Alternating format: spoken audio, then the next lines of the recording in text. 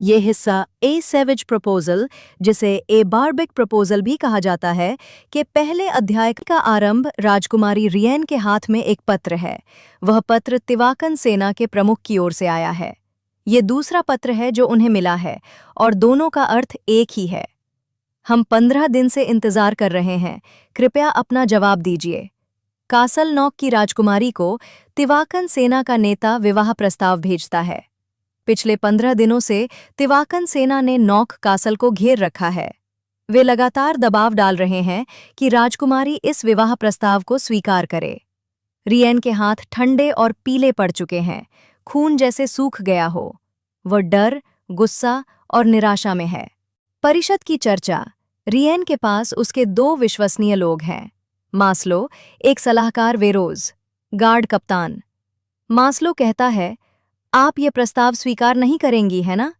वे जंगली लोग हैं जिनमें इंसानियत नहीं बची।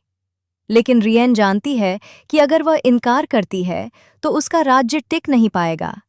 वेरोज बहादुरी से कहता है, हम अभी भी लड़ सकते हैं राजकुमारी, मैं अपने प्राण दे दूंगा। पर रियन दुखी होकर कहती है, हमारे पास अब ताकत नहीं है। अगर हमने युद्ध किया तो हम सब मर जाएंगे। नॉक की हालत। 15 दिनों में नॉक पूरी तरह से कट गया है। कोई भोजन या रसद नहीं आ पा रही। लोग थक चुके हैं, सैनिकों का मनोबल टूट चुका है। दूसरी ओर तिवाकन सेना विशाल और निर्दयी है, जिन्हें कोई नुकसान नहीं हुआ। रियन जानती है कि अगर उसने विवाह से इनकार किया तो उसके सारे लोग भूखमरी से मर जाएंगे। इसलिए वह भारी मन से कहती है, मैं उनका प्रस्ताव स्वीकार करती हूँ।